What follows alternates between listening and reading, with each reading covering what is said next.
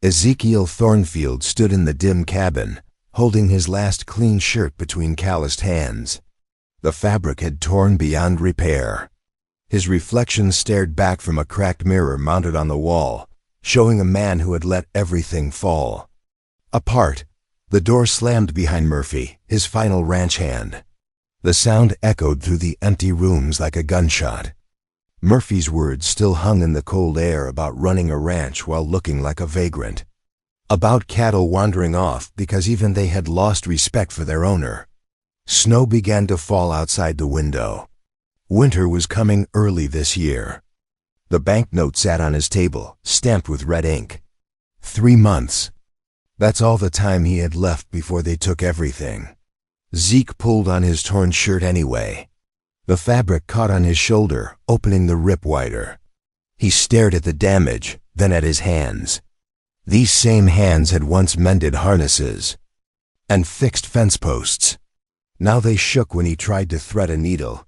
The ride to Cedar Falls took longer than usual. His horse picked her way carefully through the early snow, breathing clouds of steam in the thin air. The town looked smaller each time he visited, as if it were slowly disappearing into the mountains. Voices drifted from the general store as he tied his horse to the post. Townspeople always had something to say about someone. Today their whispers carried a different weight. A widow woman with 3 young ones. Doing mending work for scraps, too proud to beg but near starving. Zeke pushed through the door. The bell jangled overhead, announcing his presence to the handful of customers inside. They glanced at him, then looked away. His reputation preceded him everywhere now. At the counter stood a woman in a worn brown dress. Her dark hair was pulled back severely, revealing a face that had seen too much hardship for her years. She held a small bundle of mended clothes, negotiating with the shopkeeper in a voice that carried quiet dignity despite her circumstances. 3 faces pressed against the window outside. 2 girls who looked to be twins, one staring dreamily at the sky while the other watched every person who passed. Behind them stood a boy of 15 or 16, his arms crossed and his expression hard as granite. The woman finished her transaction, accepting a small sack of flour in exchange for her work. She clutched a folded letter in her other hand, quickly tucking it into her coat when she noticed Zeke watching. He approached the counter after she moved away. His boots sounded too loud on the wooden floor. The shopkeeper looked up expectantly. Zeke cleared his throat. The words came out rougher than he intended. That woman, she does mending work. The shopkeeper nodded. Mrs. Brightwater, fine needlework, though she and those children are hanging on by a thread. Been sleeping in the livery stable since they arrived last week. Zeke watched through the window as the woman rejoined her children. The boy's hostile expression softened slightly when he looked at his mother, but his shoulders remained tense. The twins flanked her like small guards, she looking for steady work. It wasn't a question, the shopkeeper confirmed it anyway. Winter's coming. They need shelter more than coins. Zeke bought his supplies in silence. Flour, coffee, some canned goods. Enough to last through the cold months if he was careful. The weight of his decision settled on him like snow accumulating on a roof. He found them outside the livery stable. The woman was dividing the flour into smaller portions, making sure each child understood how long it needed to last. The boy was arguing in hushed tones about finding work. The practical twin was calculating something in a small notebook. The dreamy one was building a tiny snowman from the accumulating flakes. Zeke approached slowly. The boy stepped forward, putting himself between Zeke and his family. His jaw was set like a man's, though his frame still carried the awkwardness of youth. The woman looked up. Her eyes were the color of winter grass, sharp and watchful. She waited for him to speak first. I have work, mending and such. Basic household keeping. Her expression didn't change. What kind of work? Clothes need fixing. House needs tending. Nothing more than that. The boy's hostility radiated like heat from a fire. The practical twin had stopped writing and was studying Zeke with uncomfortable intensity. The dreamy one continued building her snowman, but her ears were clearly listening. "Room and board," Zeke continued. "Through winter, maybe longer if it works out." The woman glanced at her children, then back at him. Her pride warred with necessity. In the space of a heartbeat, necessity won. "What's your name?" "Ezekiel Thornfield. Got a ranch about 10 miles north." She nodded once. "Cordelia Brightwater. These are my children. Samuel, Mercy, and Grace." The boy, Samuel, stepped closer. His voice carried the weight of someone who had been forced to grow up too fast. "What's in it for you?" Zeke met his stare. "Clean clothes, decent meals." Nothing more complicated than that. The lie came easily. Everything about this arrangement was complicated. Taking in a family meant noise, and questions and the constant reminder of what he had lost. But his alternative was freezing alone in a house that smelled like failure. Cordelia made her decision. "We'll come. But this is business. Nothing more." She was lying too. Zeke could see it in the way she held herself, the careful distance she maintained. They were both desperate people making desperate choices, pretending it was anything else. The snow fell harder as they gathered their few possessions. Samuel threw his mother's mending basket into their small wagon with more force than necessary. The twins climbed up beside it, Mercy still clutching her tiny snowman while Grace opened her notebook again. Cordelia took the reins. Her hands were steady despite everything. Zeke mounted his horse and led the way north, toward his failing ranch and the uncertain winter ahead. Behind him, he heard Samuel mutter something about hermits who couldn't take care of themselves. Grace shushed him quietly. Mercy began humming a tune that got lost in the wind. None of them spoke about the letter Cordelia kept hidden in her coat. None of them mentioned the way Zeke's hands shook when he talked about his empty house. They were all running from something, toward something, pretending it was just business. The snow covered their tracks as they disappeared into the mountains.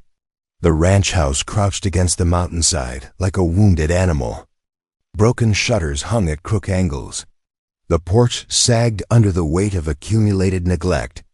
Paint peeled from the siding in long strips that fluttered in the wind. Zeke dismounted and stood beside the wagon. He watched Cordelia's face as she took in the full scope of his failure. Her expression remained carefully neutral, but her knuckles whitened where she gripped the reins. Samuel jumped down from the wagon bed. His boots hit the frozen ground with a sound that carried judgment. "This is what you call a ranch." The words hung in the cold air. Zeke felt them settle between his shoulder blades. He had grown used to his own disappointment, but seeing it reflected in a stranger's eyes cut deeper than expected. Grace climbed down more carefully, her notebook clutched against her chest. She surveyed the buildings with the methodical attention of someone cataloging problems. Mercy remained in the wagon, staring up at the mountains that rose behind the house like stone guardians. Cordelia set the brake and climbed down. Her movements were precise, economical. She had learned not to waste energy on things that couldn't be changed. "The loft has space for you and the children," Zeke said. "I'll stay downstairs." He pushed open the front door. The hinges screamed in protest. Inside, the air was thick with dust and the smell of a man who had stopped caring about tomorrow. Dishes sat unwashed in the basin. Clothes lay scattered across furniture that had seen better decades. Samuel stepped inside and surveyed the wreckage. "Hermit who can't even take care of himself." The words were meant to wound. "They found their mark." Zeke's jaw tightened, but he said nothing. He had invited this judgment when he invited them in. Cordelia moved through the room, assessing what needed attention. Her trained eye cataloged the work ahead. Mending, cleaning, organizing. The tasks that would transform this house from shelter into home. "We'll need water," she said. Zeke pointed toward the kitchen. Pump works, well's good. Grace had already found the ladder to the loft.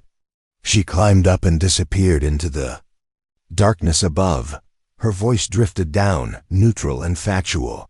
It's clean up here, cold, but clean. Mercy finally spoke, her voice soft as falling snow. Where are your family? The question hit like a physical blow. Zeke turned toward the window, unable to meet her innocent eyes. Don't have any. Everyone has family somewhere. Not anymore, Samuel snorted. Figures. Cordelia shot her son a warning look. The boy's hostility was a shield, she knew, but it served no one in their current circumstances. They needed this arrangement to work. The next 3 days passed. In careful choreography, each person moved through the house like dancers who had not yet learned each other's steps. Boundaries were established through silence and avoidance. Cordelia took over the kitchen. Her presence transformed the space from neglect into function. Meals appeared at regular intervals. Coffee grew stronger. The smell of bread began to replace the stale air of abandonment. Grace mapped the house in her notebook. She recorded everything: broken hinges, cracked windows, gaps in the walls where wind whistled through. Her observations were thorough and damning. Mercy tried different approaches. With Zeke, she would appear beside him while he worked, asking questions that hung unanswered in the air. Where did the cattle graze? What were the mountains called? Why did he live so far from town? Zeke answered with grunts and gestures. Words had become foreign things, unwieldy in his mouth after years of disuse. Samuel made his contempt clear through action. He repaired the porch steps without being asked, his hammer blows carrying more force than necessary. Each strike seemed to say what his voice did not: that a man who let his home fall apart could not be trusted with anything important. The fourth night brought the blizzard. Wind roared down from the peaks with the fury of something unleashed. Snow drove horizontal across the valley, turning the world white and shapeless. The house shuddered under the assault. Zeke had seen storms like this before. They could last 3 days or more, trapping anyone foolish enough to be caught unprepared. He moved through the house, checking windows and reinforcing the door. The family watched him work, finally seeing competence in his movements. By morning, snow had drifted against the windows. The door opened onto a wall of white that reached above Samuel's head. They were buried, trapped together in a space too small for the careful distances they had maintained. The second day of the storm, Mercy found the letters. She had been exploring the loft when her foot caught on a loose board. Underneath lay a bundle of envelopes, tied with string that had gone gray with age. The handwriting on the outside was different from letter to letter, but all were addressed to the same person: Ezekiel Thornfield, from his brothers. She climbed down with the bundle clutched against her chest. Zeke was feeding the fire, his back turned toward the room. Cordelia was mending by lamplight. Samuel and Grace sat at the table, playing cards, with a deck that had seen better years. These were hidden, Mercy said. Zeke turned. His face went white when he saw what she held. He reached for the letters, but Mercy stepped back. They're from your brothers. Give them here. Why do you hide letters from family? Samuel looked up from his cards. Even Grace had stopped writing in her notebook. The room held its breath. Zeke's voice came out rough as sandpaper. Because they're dead. The words fell into silence. Mercy's grip on the letters loosened. She understood then why they were hidden, why this man lived alone in a house too big for one person. How? She whispered. War. Cordelia set down her mending. Her own losses gave her insight into the weight this man carried. She understood the letters now, why he would keep them, but couldn't bear to see them. Samuel's hostility shifted, not gone, but redirected. A man who had lost brothers was different from a hermit who had chosen isolation. Grace opened her notebook again. But instead of writing, she studied Zeke's face. Recording not problems too. Be solved, but pain to be understood. The third day, Samuel discovered the horses. The storm had finally broken, leaving the world buried under 3 feet of fresh snow. Samuel had helped Zeke dig out the barn door, working in silence beside the older man. When they finally got inside, Samuel saw the extent of the problem. 2 horses were clearly sick. Their breathing was labored, their eyes dull. A third stood apart from the others, favoring her left front hoof. Samuel moved among the animals with instinctive knowledge. His hands were gentle as he examined each. One, his earlier hostility forgotten in the face of their need. "This one has pneumonia," he said, stroking the neck of a bay mare. "The pinto has an abscess. The sorrel just needs her hoof cleaned and wrapped."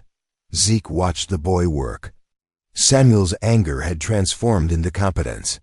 His touch calmed the horses in ways that Zeke's had not been able to achieve.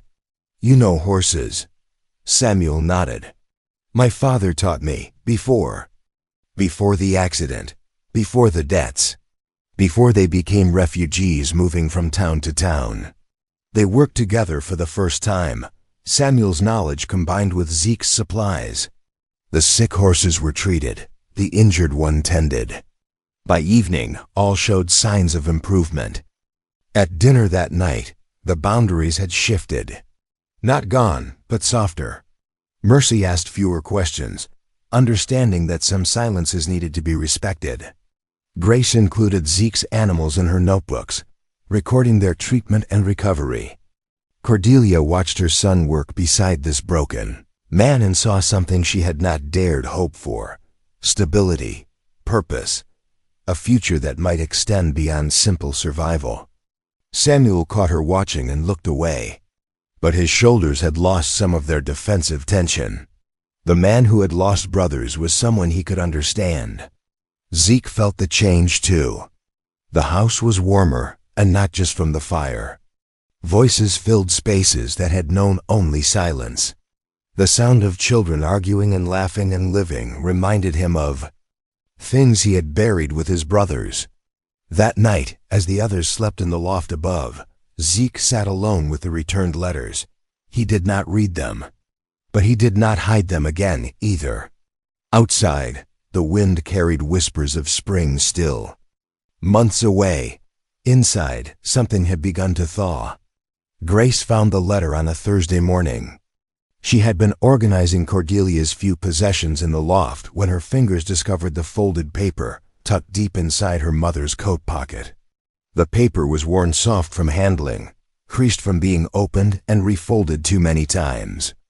The handwriting was crude, the words spelled poorly. But the message was clear enough. "Mrs. Brightwater, your husband owed me $500. I know where you are. Payment or equivalent compensation is due. Jeremiah Stakes." Grace read it twice, then a third time. The words rearranged themselves into a truth she had suspected, but hoped was wrong. They were not traveling west for opportunity. They were running. Footsteps on the ladder announced her mother's return. Cordelia climbed into the loft carrying an armload of clean laundry. She froze when she saw Grace holding the letter. "How long?" Grace asked. Cordelia set down the clothes. Her hands shook as she reached for the paper. "Since your father died." "How long has he been following us?" 3 territories. "Maybe more." Samuel's voice came from behind them. He had climbed the ladder silently, drawn by the tension in their voices. "What's going on?" Grace handed him the letter. She watched. Her brother's face changed as he read. The anger she knew so well transformed into something colder. "More dangerous. We pack tonight," Samuel said. "Leave before dawn." "No." The word came out harder than Cordelia intended. "We can't keep running. We can't stay here and put him in danger." Samuel gestured toward the floor below, where Zeke was working on harness repairs. Mercy appeared at the top of the ladder. Her dreamy expression sharpened when she saw the letter in Samuel's hands. "What's that?" "Trouble," Grace said. "The kind that follows families like us." Cordelia sank onto the edge of her makeshift bed. The weight of months of running, of looking over her shoulder, of moving her children from town to town settled on her shoulders. Your father got involved with gambling. Bad men, dangerous men. When he died in that mining accident, they came. Looking for payment. Samuel crushed the letter in his fist. So we keep moving, like we always do. I'm tired of moving. The admission hung in the cold air of the loft. Mercy moved to sit beside her mother. Grace remained standing, her notebook forgotten in her lap. This place, Cordelia continued, these past weeks. It's the first time since your father died that I felt safe. Safe is an illusion, Samuel said. He found us in Colorado. He'll find us here. Grace opened her notebook. She had been tracking their movements for months, noting the towns they passed through, the people they met, the narrow escapes from men asking the wrong questions. We can't outrun this forever, she said. The money keeps running out. Winter keeps coming, and he keeps getting closer. Mercy spoke quietly. What if we told him? 3 pairs of eyes turned toward her. She was the youngest, the one they all protected from the hardest truths. But her question carried weight. Mr. Thornfield, what if we told him the truth? He'll ask us to leave, Cordelia said. Maybe, or maybe he'll help. Samuel snorted. Why would he help us? We're nothing to him. But even as he spoke the words, Samuel knew they were not entirely true. The past weeks had changed something. The way Zeke watched Samuel work with the horses, the way he listened when Mercy asked her endless questions, the way his eyes followed Cordelia as she moved through the house, bringing order to chaos. That evening, Cordelia made her decision. She found Zeke in the barn, checking on the horses Samuel had treated. The animals were recovering well under the boy's care. The sick mare was breathing easier. The injured pinto bore weight on her treated hoof. Zeke looked up when Cordelia entered. Lamplight flickered across his weathered face, casting shadows that made him look older than his years. I need to tell you something, she said. He straightened, already reading trouble in her posture. What's wrong? She pulled out the letter, smoothed it against her skirt. The paper felt fragile between her fingers, as if the truth might tear it apart. We're not just traveling west, we're running. She told him everything. Her husband's gambling, the debts, the men who had come looking for payment after the funeral, the months of moving from town to town, always one step ahead of trouble. Zeke listened without interruption. When she finished, silence settled between them like dust. How much? He finally asked. $500, maybe more with interest. He whistled low. It was more money than most people saw in 2 years. More than his failing ranch could produce even in good times. This man, stakes, he's dangerous. It was not a question. Cordelia nodded anyway. And you came here knowing he'd follow. I hoped he wouldn't find us. I hoped we could disappear into the mountains. Zeke walked to the barn door. Outside, snow had begun falling again. Light flakes that caught the lamplight and vanished. The mountain stood silent against the star-filled sky. You should have told me before. Would you have hired me if you'd known? He considered this. A widow with children was one thing. A woman with dangerous men hunting her was another entirely. Probably not. That's why I didn't tell you. He turned back toward her. In the lamplight she looked smaller, more fragile than the strong woman who had taken over his kitchen and brought order to his chaos. What do you want from me now? Nothing. I just thought you deserved to know before we left. You're leaving. It's safer for everyone. Zeke felt something shift inside his chest. The past weeks had reminded him what it felt like to live in a house that held voices besides his own. To sit down to meals that someone else had prepared. To watch Samuel work with the horses, to listen to Mercy's questions, to see Grace's careful observations. To feel useful again. Where will you go? West, California maybe, somewhere he can't follow. Winter's not over. Roads are still dangerous. I know. They stood in silence, each understanding what the other was not saying. That leaving now was dangerous. That staying was also dangerous. That sometimes there were no good choices, only necessary ones. Zeke made his decision. You're not going anywhere. Cordelia looked up, startled by the firmness in his voice. This is your home now, all of you. Whatever comes, we face it here. You don't understand what you're saying. This man, he won't. Just ask nicely and leave. He'll bring others. He'll use force if he has to. Then we'll be ready for him. You could lose everything. The ranch, your life. Zeke picked up a pitchfork and began spreading fresh hay in the stalls. The motion was deliberate, methodical. It gave his hands something to do while his mind processed the weight of what he was committing to. Already lost everything that mattered. Been dying slow ever since. He paused in his work, meeting her eyes across the barn. You and those children. You brought this place back to life. Maybe it's time I started living again, too. Cordelia felt tears threaten at the corners of her eyes. She had forgotten what it felt like to have someone choose to stand with her instead of walking away. He'll come, she said. Let him come. Outside, the wind picked up, carrying the scent of snow and the promise of harder weather ahead. Inside the barn, two damaged people stood in the circle of lamplight and made a choice that would change everything. They would not run anymore. They would make their stand here, in this broken place that had become something precious. They would face whatever came together as family. News traveled fast in small mountain towns. The stranger had arrived in Cedar Falls 3 days ago. Tall man with pale eyes and a scar across his left cheek. He asked questions about a widow woman and her 3 children. Offered money for information. The kind of money that made honest people uncomfortable. Mrs. Henderson from the boarding house brought the news when she came to buy eggs. She stood in Cordelia's kitchen, wringing her hands and glancing toward the door every few seconds. He's got 2 men with him, she whispered. Hard-looking types. They're staying at the saloon, asking everyone about a family that matches your description. Cordelia's hands stilled on the bread dough she was kneading. Flour dusted her fingers like snow. What did people tell him? Most folks said they hadn't seen anyone like that.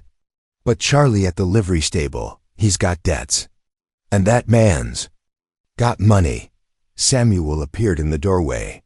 He had been splitting wood outside, but his axe hung forgotten in his grip. His face carried the same hardness that had defined him when they first arrived. How long before he finds us? He asked. Mrs. Henderson shook her head. Day or 2 at most. Maybe less if Charlie talks. After she left, the family gathered around the kitchen table. The bank notice lay spread before them, red ink stark against white paper. 30 days remaining. The numbers seemed to mock their efforts to build something permanent. Grace opened her notebook. She had been calculating for weeks, figuring ways to save the ranch. Her neat columns of numbers told a story of hope and desperation in equal measure. The cattle, she said. We're missing too many, more than predators would take. Zeke nodded grimly. He had been tracking the losses for months. Every week brought new signs of missing livestock. Broken fences. Disturbed ground where animals had been driven away. Rustlers, Samuel said. Maybe, or maybe something else. Mercy sat quietly in the corner, no longer humming her usual songs. The weight of being hunted had settled on her shoulders, aging her beyond her 12 years. That evening, Zeke began teaching Samuel about the ranch in earnest. They walked the boundaries together as the sun set behind the mountains. Zeke pointed out landmarks, water sources, the hidden places where cattle might shelter during storms. Samuel listened with the intensity of someone memorizing vital information. This land's been in trouble for years, Zeke said. Bad luck. Bad choices, maybe both.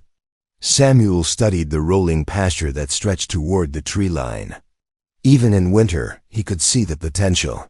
Good grass, clean water, protection from the worst weather. "It's not the land's fault," he said. "No, it's not."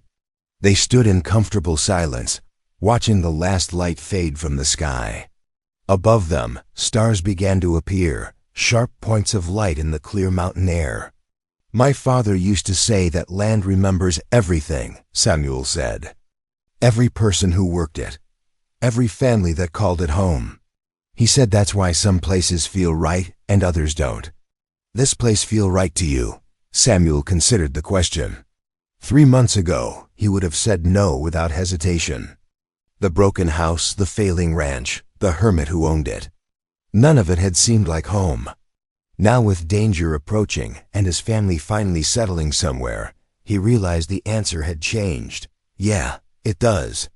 Inside the house, Cordelia and Zeke sat by the fire after the children had gone to bed. The flames cast dancing shadows on the walls, making the room feel smaller and more intimate. "I've been thinking about your brothers," Cordelia said softly. Zeke stiffened. The letters still sat on the mantel where Mercy had placed them. He had not moved them, but he had not read them either. "What about them? About why you kept their letters but couldn't bear to see them?" She was quiet for a long moment, choosing her words carefully. "After my husband died, I kept his clothes, folded them neat in a trunk. But I couldn't open that trunk without falling apart." Zeke stared into the fire. The logs crackled and shifted, sending sparks up the chimney. "They were younger than me. Both of them. I was supposed to keep them safe. The war kept nobody safe. I came home. They didn't." Cordelia understood guilt. She had carried it since her husband's funeral. The weight of choices made and unmade. The terrible mathematics of survival. Maybe they would want you to read their words now.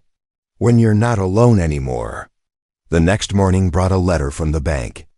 Grace found it slipped under the door, sealed with red wax. The message was brief and brutal. Final notice. Payment due in 15 days or the property would be seized and sold at auction. The family read it in silence. Even Mercy seemed to understand the weight of those official words. Everything they had begun to build was slipping away. "There has to be something," Samuel said. "Some way to raise the money." Grace flipped through her notebook. Pages of calculations, plans, desperate hope reduced to numbers on paper. Even if we sold everything, it wouldn't be enough. Zeke sat heavily in his chair. The bank notice felt heavier than any burden he had carried, including the weight of his brother's deaths. Losing the ranch meant losing everything, including this family that had become precious to him. That afternoon, Mercy convinced Zeke to help her write a letter. She sat beside him at the kitchen table, carefully forming words on a piece of precious paper. Her tongue stuck out slightly as she concentrated on each letter. "Who are we writing to?" Zeke asked. "Your cousin in Denver. The one your brother James mentioned in his letters." Zeke's hand stilled on his pen. "You read them." "Some of them. Before I understood they were private." She looked up at him with eyes that held more wisdom than her years should have allowed. "He wrote about you, about how proud he was, about how he hoped you'd find your way back to family someday." Zeke's throat tightened. He had assumed his brother's letters would be full of reproach. Disappointment in the brother who had survived when they had not. What did he say? Mercy recited from memory. "Tell Zeke that home isn't a place. It's the people who choose to stay when staying gets hard." The words hit Zeke like a physical blow. He had spent years believing he was meant to be alone. That survival was a punishment, not a gift. "Maybe," Mercy continued carefully, "maybe they're not gone if you let their words help you now." That evening, 3 riders appeared on the horizon. Samuel spotted them first from the barn loft where he had been storing hay. He counted the men, noted their slow approach, the deliberate way they surveyed the ranch buildings. Stakes had found them. The family gathered in the Kitchen, watching through the window as the riders dismounted near the fence line. Stakes was exactly as Mrs. Henderson had described. Tall, pale-eyed, carrying himself with the confidence of a man accustomed to getting what he wanted. "He's not coming to the house," Grace observed. "He's waiting." "For what?" Mercy whispered. Samuel checked the rifle that hung above the door. It was old, but clean, maintained with the care of a man who understood its importance. "For us to make the first move." Zeke stepped onto the porch. The wind carried his voice across the yard, clear and strong. "You're on private property," Stakes smiled. Even at a distance, the expression was cold as winter stone. "I'm here for what's mine, Thornfield. Send out the woman and her children. This doesn't concern you." "Everything on this ranch concerns me." "You sure about that?" "She'd tell you what her husband owed, what she owes now." Zeke stepped down from the porch. Each footstep carried him closer to a line he had never expected to cross. Behind him, he felt rather than saw his family watching, waiting to see what kind of man he truly was. "She doesn't owe you anything." Stakes laughed, the sound harsh as breaking glass. $500 says different, plus interest, plus expenses for tracking her across 3 territories. "She's under my protection now. Your protection." Stakes spat in the dirt. "Look around, old man. Your ranch is falling apart. Your cattle are gone. Bank's about to take everything anyway." The words stung because they were true. But truth was not always the strongest weapon. "Maybe, but until that happens, this is my land. And they're my family." Stakes' expression shifted. The casual cruelty was replaced by something harder, more dangerous. "Your family, that what you're calling it." He remounted his horse. The other 2 men followed suit, but they did not ride away. Instead, they positioned themselves where they could watch the house, the barn, the road leading to town. "I'll give you 1 night to think about it, Thornfield. Tomorrow, I come back with the law, and I take what's mine."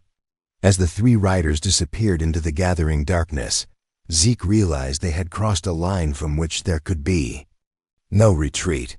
The enemy was no longer coming. He was here. Grace woke before dawn with the answer burning in her mind. She had been tracking the missing cattle for weeks, noting patterns in her careful script. The numbers told a story that nobody wanted to see. Too many animals gone. Too much coincidence in the timing. She slipped from her bed without waking Mercy and climbed down from the loft. The kitchen was empty, but lamplight flickered from Zeke's room. He had not slept either. Grace spread her notebook on the table and began connecting dots that had been scattered across months of observations. The missing cattle. The bank pressure arriving at exactly the wrong time. Stakes finding them so easily after months of successful hiding. Someone had been feeding information. Someone with money and influence and a reason to want Zeke's ranch. The answer was Marcus Carver. Zeke emerged from his room as Grace finished writing. His eyes were red with exhaustion and something deeper.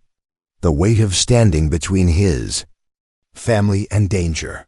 "What are you doing up?" he asked. Grace turned her notebook toward him. Pages of neat calculations and careful observations. "Mr. Carver has been stealing your cattle," Zeke frowned. His neighbor owned the largest ranch in the valley.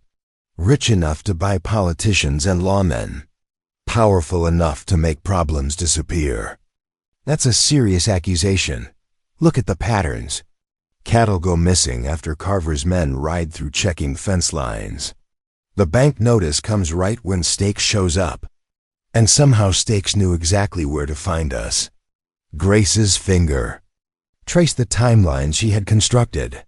"Carver wants your land. He's been forcing you toward bankruptcy while making sure someone would drive us away at exactly the right moment."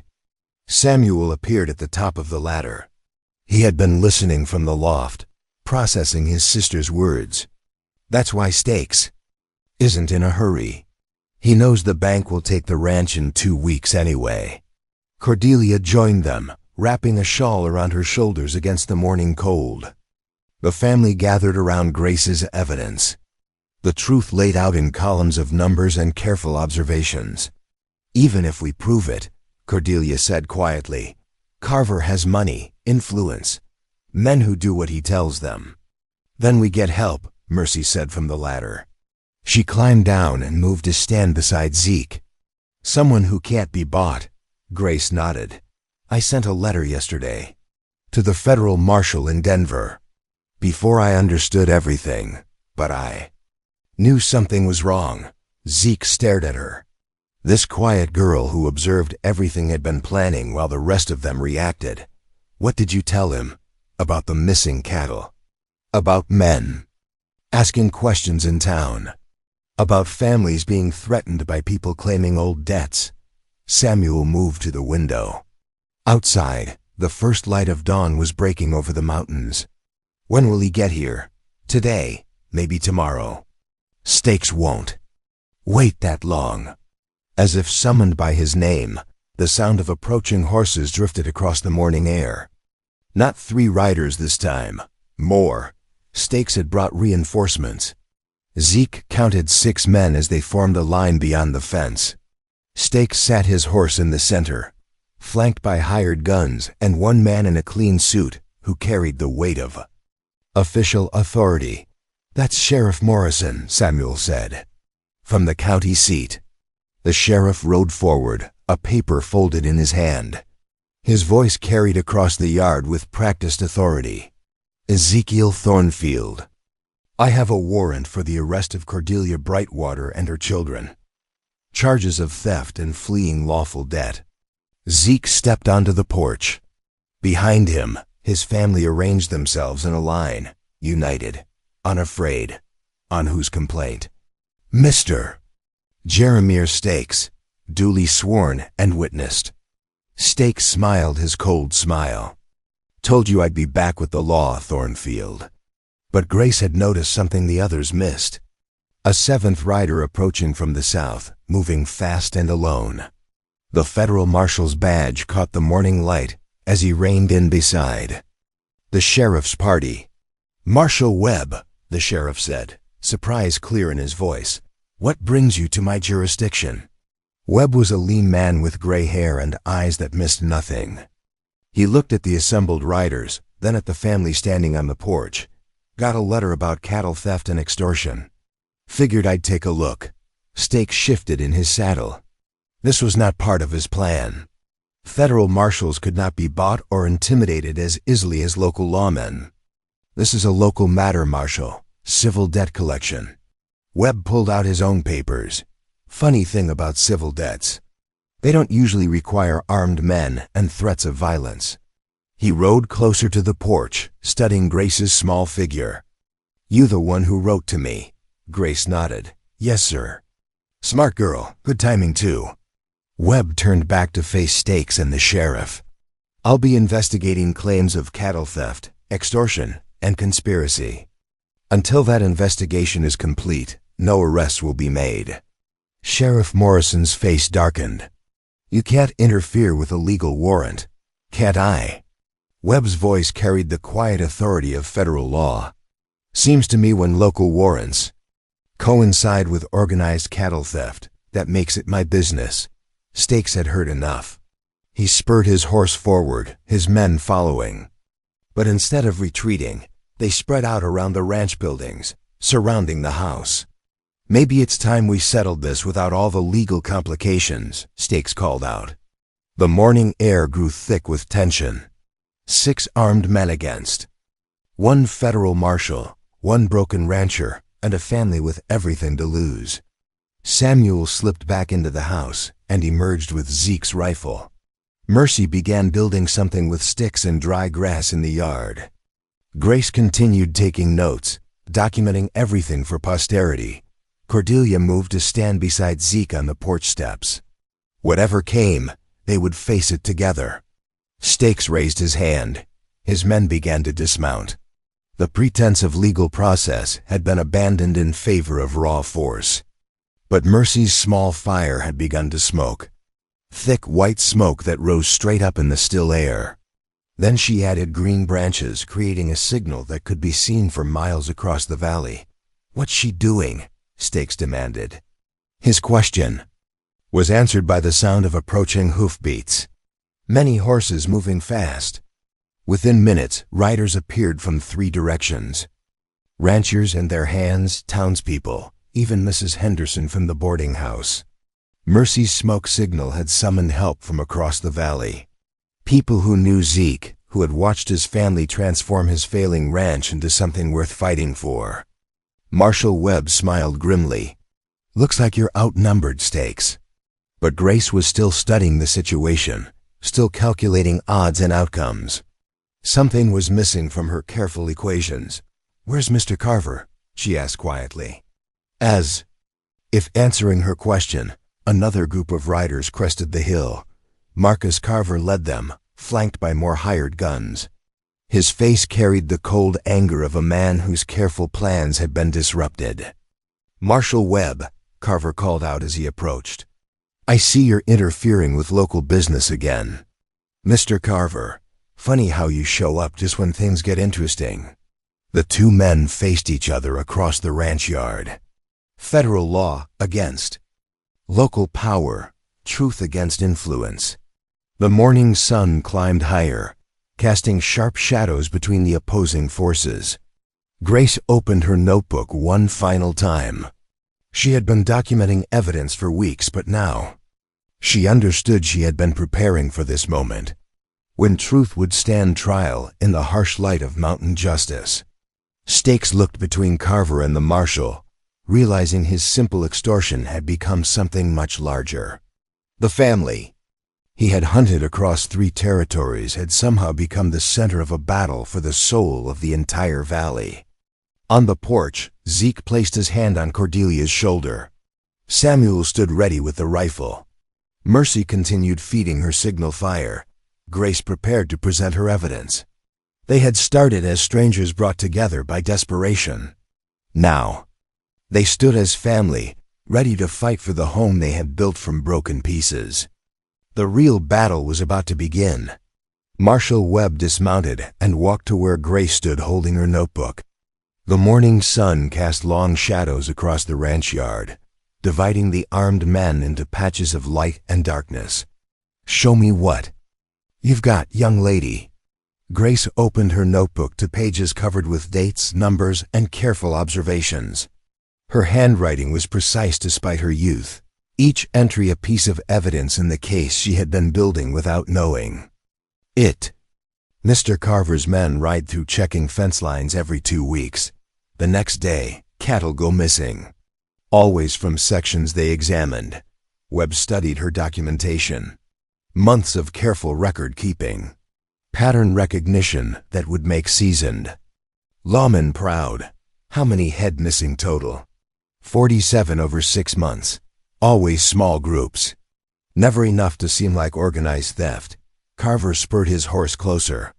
His face had gone pale under his hat brim. "That's wild speculation from a child." "Is it?" Webb continued reading Grace's notes. "She's got dates, locations, even descriptions of your men.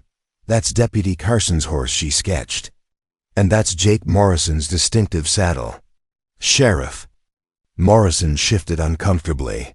His own deputy was implicated in the theft. His brother Jake worked for Carver.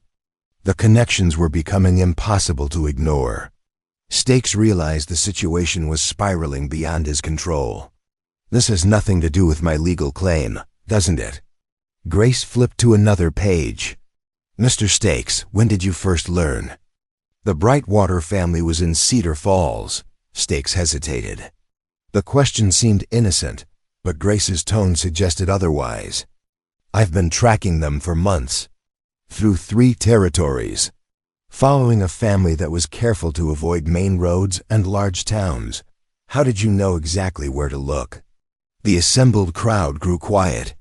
Even the hired guns seemed to sense that something important was being revealed. Grace continued her methodical dissection of the conspiracy. "Someone with local knowledge told you where we were. Someone who benefits from driving us away right when the banknote comes due." She turned to face Carver directly. Someone who's been stealing cattle to force Mr. Thornfield into bankruptcy, while arranging for us to be removed at exactly the right moment. Carver's mask of respectability finally slipped. You can't prove any of that, can't I? Grace pulled out a folded paper. This is a letter from your ranch foreman to Mr. Stakes. I found it yesterday when I was gathering eggs. One of your men must have dropped it. Webb took the letter and read it aloud. The words were damning. Detailed instructions about when to approach the ranch, how to coordinate with the bank's final notice, even suggestions about which lawmen might be sympathetic to claims of debt collection. The silence that followed was broken by the sound of Sheriff Morrison dismounting. He walked over to his deputy and held out his hand. Badge. Deputy Carson reluctantly removed his star and placed it in the sheriff's palm. The weight of corruption had finally toppled the careful structure Carver had built. Stakes saw his advantage disappearing. The legal backing he had counted on was crumbling. The local power structure that protected his methods was exposing itself as fraud. This changes nothing. The woman still owes money. Marshal Webb folded the letter and placed it in his pocket. Actually, it changes everything. Conspiracy to commit theft, extortion using falsified documents, corruption of local officials. He turned to address Stakes directly. That debt you're claiming, show me the original papers. Stakes pulled out a document from his coat. Webb examined it carefully, then handed it to Grace. Her young eyes were sharper than his aging ones, better at spotting forgeries. The ink is different, she said after a moment. Someone added numbers to change the amount owed.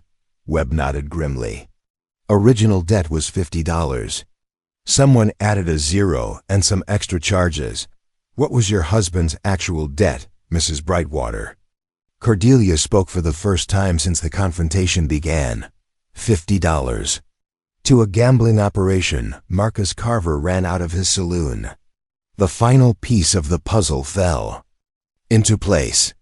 Carver had created a false debt, hired Stakes to collect it, and arranged for the family to be driven away, just as his cattle theft forced the ranch into bankruptcy, clean, legal, and completely corrupt. Samuel stepped forward, still holding the rifle but no longer pointing it at anyone. So what happens now? Webb surveyed the crowd of armed men, the family standing united on the porch, the evidence of months of careful crime. Now we sort out who goes to jail and who goes home. The sorting took most of the morning. Stakes and his hired guns were arrested for extortion and conspiracy. Deputy Carson joined them in shackles. Sheriff Morrison retained his position but understood his tenure was being closely watched. Carver's arrest was more complicated. His lawyers would argue an appeal, but the evidence Grace had compiled was thorough. More importantly, the stolen cattle were found in a hidden pasture on his property, branded over with his mark. By afternoon, 47 head of cattle were being driven back to Zeke's ranch.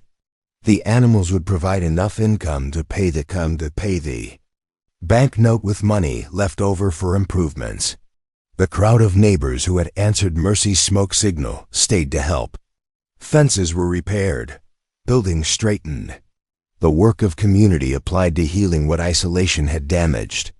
As sunset painted the mountains red and gold, the Thornfield Ranch looked different. Not just the physical improvements, but something deeper. The sense of belonging that came from people choosing to invest their labor in someone else's future. Spring arrived early that year.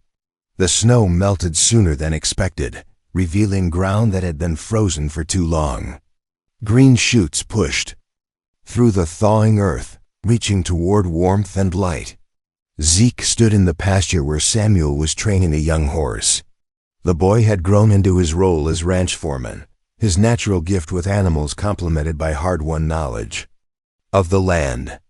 Mercy had convinced Zeke to write letters to his surviving relatives, cousins in Denver who remembered him fondly, an aunt in Kansas who had wondered for years what became of her brother's boys. The connections that war and grief had severed were slowly being rewoven. Grace ran the ranch's business affairs with the precision of someone twice her age. Her notebooks had expanded to include breeding records, financial projections, and correspondence with buyers as far away as California. Cordelia had become the heart of the transformed household. Her presence in the kitchen, her voice calling them to meals, her quiet strength that anchored them all. She and Zeke had grown into partnership built on shared work and deeper understanding. The legal papers arrived on a Tuesday in late April. Zeke had petitioned the territorial court to adopt all 3 children, to give them his name and make them his legal heirs. The approval came with official seals and formal language, but the meaning was simple. They were family now, forever and legally bound. That evening, they gathered at the small cemetery where Zeke's brothers were buried. Cordelia brought flowers for her husband's marker, erected the previous month when they finally had money for proper stone. Zeke pulled out a letter, one of many he had written but never sent. This one was different. Addressed to James and Thomas Thornfield, wherever they might be watching from. He read it aloud in the fading light. Words about survival and guilt, and the unexpected gift of finding family when he had given up looking. About how their deaths had taught him the value of life, even when the lesson took years to understand. The letter spoke of Samuel's skill with horses, Mercy's gift for bringing people together, Grace's sharp mind that saw truth in tangled situations. It described Cordelia's strength and kindness, the way she had transformed a broken house into a home. "I thought I'd lost everything when you died," he read. "But somehow you led me to something I never expected. Not just survival, but joy." When he finished, they stood in comfortable silence. The mountains rose around them, eternal and protective. Stars began appearing in the darkening sky, sharp points of light that would guide travelers home. The wind carried the scent of growing things, of hope planted in ground that had been fallow too long. They walked back to the house together, 5 people who had chosen each other when choice seemed impossible. The lonely rancher who had hired a starving widow to repair his clothes had indeed found family forever. The light in their windows shone, warm and golden, a beacon visible across the entire valley. Inside, voices rose in conversation and laughter, the sounds of people who belonged to each other and to the land they called home. And that is all to the story for now. Please let me know where you are tuning in from. Perhaps we will create a story there. Consider liking this video and subscribing to our channel.